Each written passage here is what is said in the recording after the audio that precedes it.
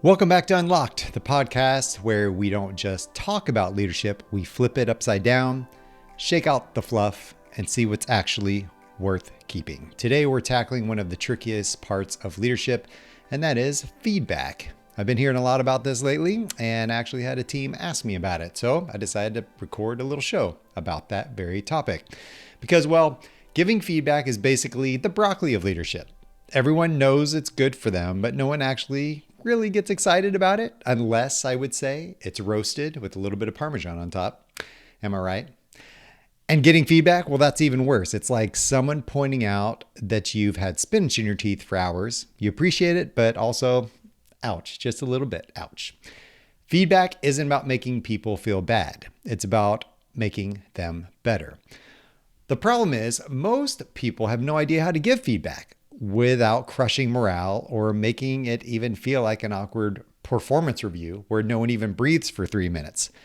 So today, we're unpacking exactly how to give feedback that actually helps your team grow, how to receive it without spiraling, and why getting this right is critical for you as a leader. All right, let's start with a little behavioral psychology, because if we're going to fix how we give feedback, we need to understand why it feels so uncomfortable in the first place. There's a little study from a neuroscience, Ethan Cross, that found our brains process social rejection the same way they process physical pain. That's right. When someone critiques your work, your brain reacts like you just stubbed your toe on the corner of a coffee table at 2 a.m. This explains why people get defensive when they hear feedback. It's not just words, it actually hurts. So as a leader, your job isn't just to give feedback, it's to deliver it in a way that doesn't make your team feel like they're being punched in the gut. And that starts with reframing the entire conversation. So, step one, let's drop the feedback sandwich. It's a little stale. See what I did there? You've probably heard of the feedback sandwich before. Someone says something nice, deliver the critique, and then follow up with something nice again. Sounds good in theory. In reality, everyone sees it coming. It's the leadership equivalent of someone saying, no offense, but, we've heard that before. And usually what happens is we end up either feeling defensive or putting up our guard because we know we're about to be offended, all those things. Instead of sugarcoating, try being direct, but supportive in the feedback. So here's a feedback sandwich example. You did a great job on the project. One issue, though, is that the data was inaccurate, but overall, good job. It's a little bit confusing and indirect. And do we really believe the stuff before and after? I don't know. Here's a better example. You put together a strong report with a clear structure. One area we need to tighten up is the accuracy of the data. So let's work on that for next time. Clear, right? Clear.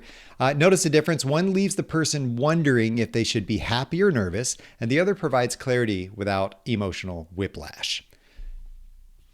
Step number 2, be specific or just be quiet. Nothing kills morale faster than vague feedback. If your feedback sounds like a horoscope where it could apply to anyone, you're doing it wrong. Don't say this.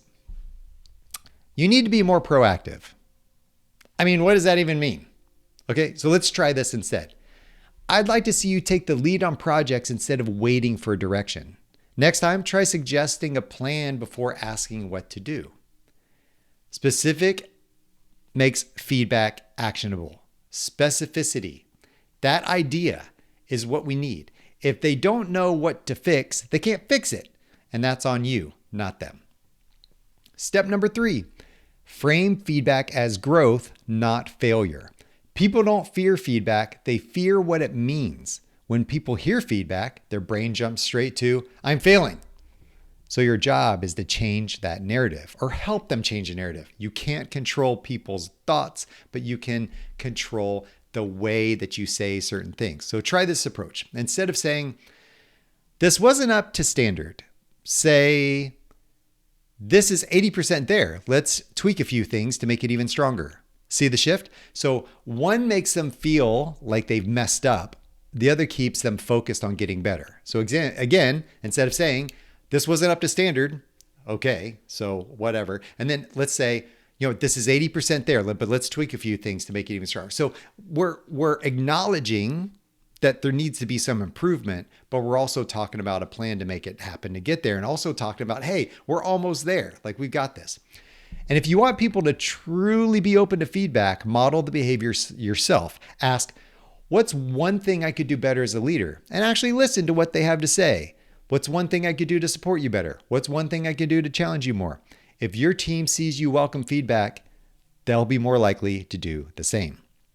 Step 4, let's give some praise that actually means something.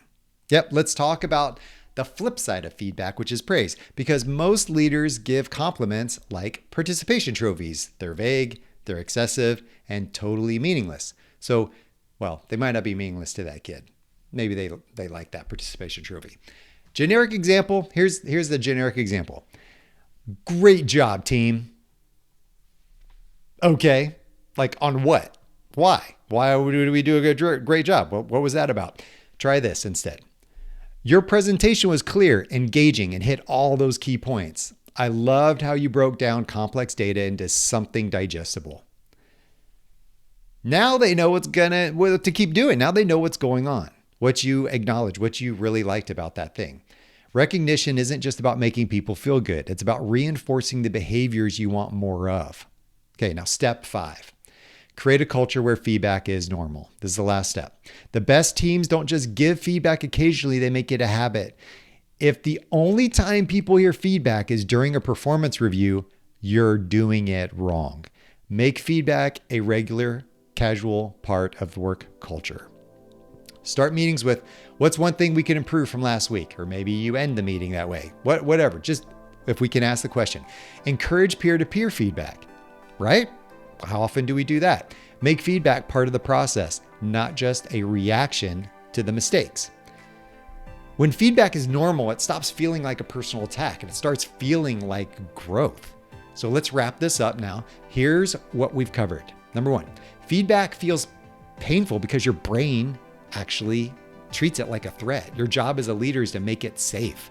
The feedback sandwich is dead. Be clear, be supportive, but get to the point. Vague feedback is useless. If it can't be specific, don't bother. Frame feedback as growth, not failure. Praise should be detailed and meaningful. Fluff doesn't build confidence. And the best teams, they create a culture where feedback is a habit. It's not an event. So here's your challenge. This week, give one piece of feedback using these techniques. I've given you a lot of information, a lot of thoughts here. Pick one thing. And if you're feeling bold, ask for some feedback in return. Okay? That's the challenge. Growth isn't just for your team. It's for you too. If you want to find out more information about me or check out the show notes where there's going to be more information and links to the things referenced in this episode, visit skotwaldron.com. And lastly, I'm asking for a little bit of love, just a little bit. So please take a moment, follow, rate the show. The algorithms like that. It helps me get the word out. I really appreciate it. Thank you. And until next time, stay unlocked.